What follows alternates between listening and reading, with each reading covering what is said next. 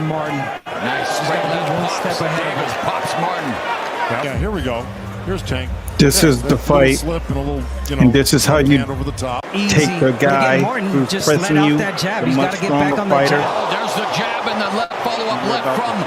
I know he does not want to open up. He doesn't want to give anything to Davis, but again, he has to keep him busy. Oh, there's a left hand to the body and the right by Davis. Martin just avoiding that counter, but now Martin. Basically, with understanding the 5 layers of defense, and at the exact same time, no more being bullied in the ring. We stopping it today. Thanks again for watching. Coach Bradley is in the building, and what we're going to do is show you how to not get dominated in a fight like that by showing you how we merge the worlds of the peekaboo style, which is what Tank used, cover up the face, walk you down, pressure you back, and then bully you in the ring. I'm going to give you a couple of examples, and then I'm going to give you an insert from our Philly Shell training system that will give you more of a bird's eye view and not allow you to position yourself to get bullied in the boxing ring. So hopefully you guys have seen what happens to anybody who lacks proper defensive posture and they don't quite understand how to deal with pressure, because this right here could not have happened. Davis misses with the lead left uppercut. And so what we're going to do is take a couple of clips out of our Philly Shell defensive system and give you a real clear understanding on how to counter in this situation, but not just counter, but learn how to work on the ropes. And when I looked at this, it was just unfathomable how a fighter could be at the level with 20 fights under the belt and really not know how to walk the ropes. But I do understand that there are a lot of people who think they know boxing until you get into the ring with someone who knows boxing. And like I said before, Tank is from the DMV, DC, Maryland, Virginia, if you don't know about it. And if you go up there, you're going to run across this place called Baltimore. And I don't know why they don't even say it by itself, Baltimore, because Baltimore is the epicenter of Killerville. When you go into Baltimore, which is where Tank is from, Keyshawn Davis, all these guys, there's a reason why these guys are being bred that way. Sweet Pea, who wasn't even a big puncher, was an absolute nightmare inside of the boxing ring. If you were in there against him, you felt it. You knew it. His maniacal ability to press you. And it was all because these guys learned from the George Bentons of the world. Matthew Saad Muhammad, you got the Dwight Muhammad Cowie, the Camden Buzzsaw, my coach and mentor, Coach Anthony Bradley. You got all of these guys, not to mention Joe Frazier in this bubble. Frank Randall, who knocked and beat up Chavez. He did it twice, but he had to do it twice for them to give it to him once. Look, there's a reason why you see this kind of a guy, the pedigree, the Lamont, the Peterson brothers. And the list is growing right now. Patrice Harris and those guys. Special shouts out to my brothers Patrice Harris and them up in Washington, D.C. Look, it's real, and I'm about to show you right now how, first, when he's in this situation, Follows up with another left hand. He's on the rope, and this is walking the rope. And that's not how you allow anyone to control you in the boxing ring. So this is typically an insert that I would teach and show in a film study with my school, those in the members in the school. But today I felt like you guys are seeing so much out here. We wanted to show you what you really need to see. So this right here is an insert from our Philly Shell. And this is basically learning how to maneuver on the ropes. These are the things that you need. And these are the phases of boxing, 4 of them. Number 1, when you're phase 1, you're learning the basics, which is what Frank Martin's needed to do. He needs to learn the basics. And then advanced levels is number 2. And the advanced levels is where you learn how to sew things together and get out of more sticky situations and compiling different moves and creating a skill sets. That's what phase 2 is. But phase 3 is the unconventional styles of boxing. You break all the rules, squared up in a peekaboo, Philly shell, one arm down. You start doing things that are going to be required at the higher levels. And phase 4 is when you make this your own. This is what we call craft in boxing. And so if you don't know that, just like that, you are a long way from knowing boxing. So that's what I'm going to show you. So here's one chapter. Basically, be patient. I think we'll go about 3 minutes to 4 minutes, and you'll learn a lesson about knowing how to operate against the ropes. Okay, so one thing that we want to always teach our fighters whenever you're in competition is to understand how to get off the ropes after while punches are coming at you. So just say, for instance, if Rob was coming at me, throwing shots, I'm about to slide around him,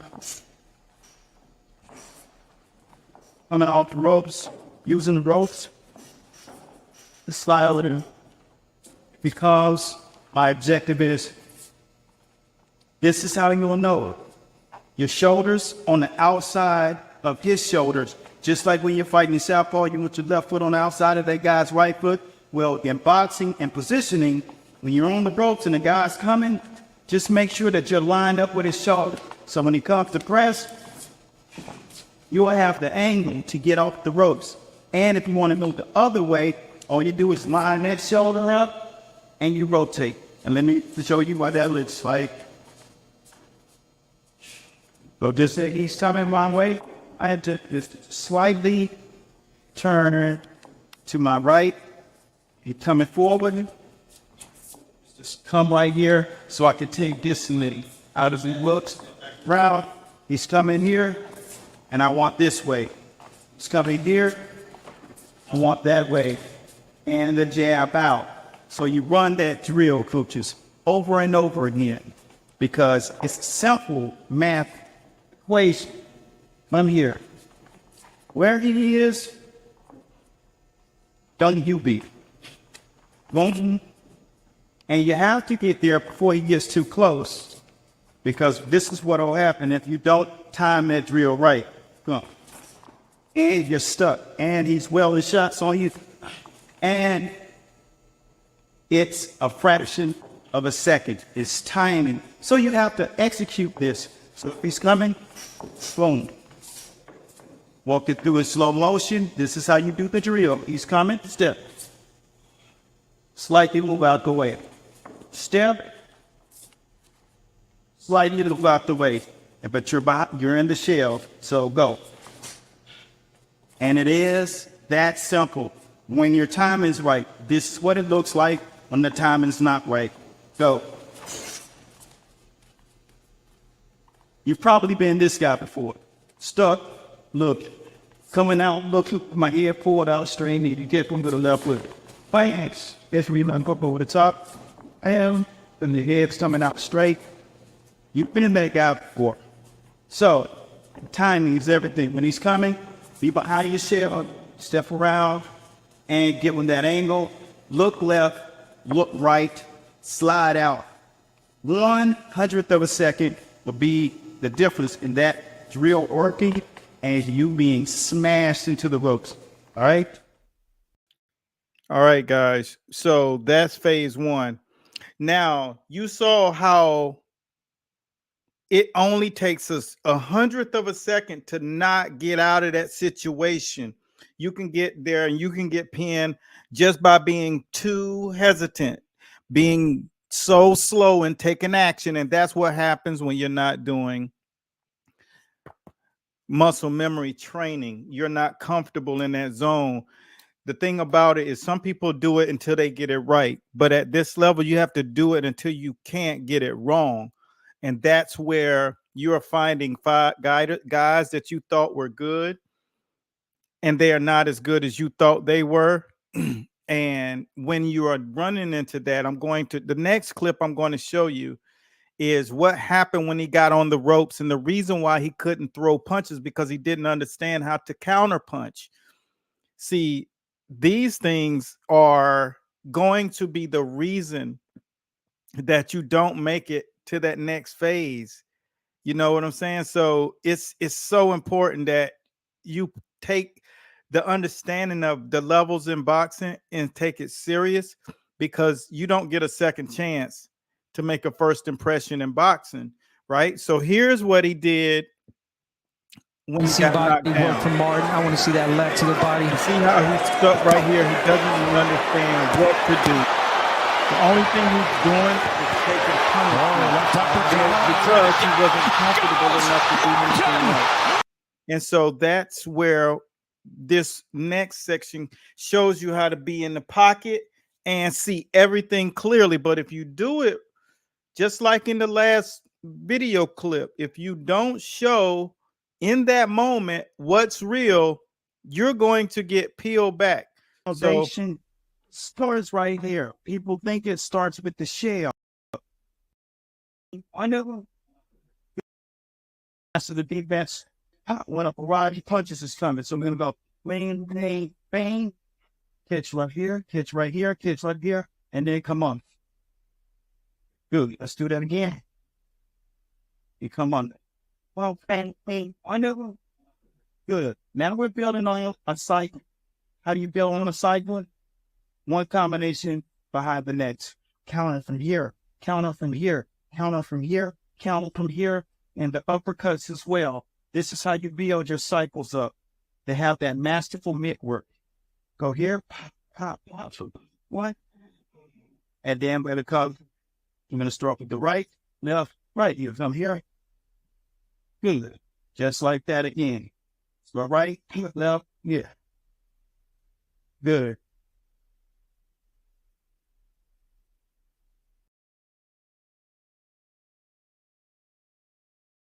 That was what happens when you're learning the 7 points. See, the Philly shell comes in 7 points. And I know nobody out there who's listening to me knows this, because I wouldn't have known it if I wasn't in the home of giants. All right. But here are the things, the 7 points of the Philly shell. So you say, yeah, it's easier said than done. No, when you're doing it until you get it right, it's hard. When you do it until you can't get it wrong, mean you're in your sleep and you're like this. You know, you're in the grocery store, you're like this. It's like second nature. You get into mid training, your reactions on point. You start boxing guys, you got full control over them, because they don't understand how solid your boxing game is. And every time they touch you, you respond. Look at Floyd Mayweather. Look at James Toney. Look at Bernard Hopkins. Go watch Jersey Joe Walcott. Go and watch Dwight Muhammad Cowee, the Camden Buzzsaw. What you're going to see is exactly what I'm saying. Those guys were gym rats. They lived in the gym, and that's how you get it. You can't do 3 or 4 days and think you're going to get it. You can't do 5 days. You got to live it. So it's like breathing to you. And so when you look at this, this is what he was dealing with there. And right here in this video, what you learn is more of the techniques that you are opposed to doing typically, that you are training to do, but you're not actually doing them to the place. When Frank Martin was in the paint and Tank was hitting on him, I mean, it was so much of an opportunity for a fighter who has that posture to counter him with an uppercut to the solar plexus. No, don't even shoot for his face. You got to go for the solar plexus, is what my mentor always said to me. You know, go for that target right here, and you won't miss the shots that's relevant to, that's necessary to hit. So that's where a lot of fighters are going wrong. You're head hunting, and check this out. It is getting hit in the head with too many punches. High guard isn't the only way you can defend it. You put him in the shell, teach him how to use his elbows, shoulders, and hands. First, you catch, roll, block, crouch, and shoot. That'll get him out of that situation every time. The thing about it is, you got to know how to teach him that. He may not have the right muscle memory or reaction skill set. So you teach him those things, he'll stop getting hit in the head with too many punches. But if you don't teach him the 5 layers of defense first, He will get up. This, and that's where everybody's going. This ain't rocket science, but you got to have the science. So, to my members who are in the school, we're going to do a full out clinic on showing you guys. It's about 16 chapters in this teaching. We're going to do another 2 in the group. And for those of you who just watched this, I thank you for taking the time to watch. How you don't allow yourself to get beat up, and don't let your ego get in the way of your growth and prosperity. Learn the science, and you don't know it by going to the gym. The science comes from professors. The person who writes the books of boxing are the professors. If it's not me, go find somebody, because you're not going to learn. We already know that. You can't watch enough Instagram, and there's not enough YouTube channels for you to learn the effervescence of what you don't know, and you will not get your hands on it. So if you really are trying to learn boxing, take 1 second and think about how serious are you about it. And if you're dead serious, we've made it kind of easy for you today. You can type the word legend if you're on Instagram or if you're on Facebook. If you're not, then you have to go up to the website masterboxingllc.com to get access to that video series with, I guess, 16 chapters of how to do the Philly shell. And then you will learn more about how can I do it like the guys who were great. Because if you're not trying to do it great, don't do it. We don't need that around boxing, because the only thing that's going to happen is you're going to run up against a guy who bought into our training system, and you're going to look like Frank Martin did. Don't be that guy. We don't need anybody getting knocked out for a deficiency. Oxygen, not knowing how much to work out, not knowing when to cut it off, not knowing when to stop building so much muscle, and understand when to build slow twitch muscle. And when anyone who does the legend, we're going to give you the training regimen that you actually need to do in order to develop more slow twitch muscle, not all that fast twitch muscle that sucks all the oxygen out. Hence is one of the main reasons that Frank Martin couldn't defend himself later in the fight, because his body was depleted, because all of that sweet looking muscle sucks all the oxygen out. You look good on a magazine, but it's not good for the boxing ring. That's all I got for right now. If you guys want to join our community, we made it kind of easy to do, where you can ask questions and learn about real boxing, real grassroots boxing type school, and visit us and let us know exactly what is it that you really want to do in the sport of boxing. Are you a fan? Do you teach boxing? Or are you actually a fighter who uses boxing? That's what we want to know. Until next time, stay tuned. Like I said, this will be in the Instagram subscription portal. And all of you guys, just understand, man, this game ain't about playing. This is boxing. You don't want your head to get flown, because you will get up. Type legend, and I'll see you in a winner's circle.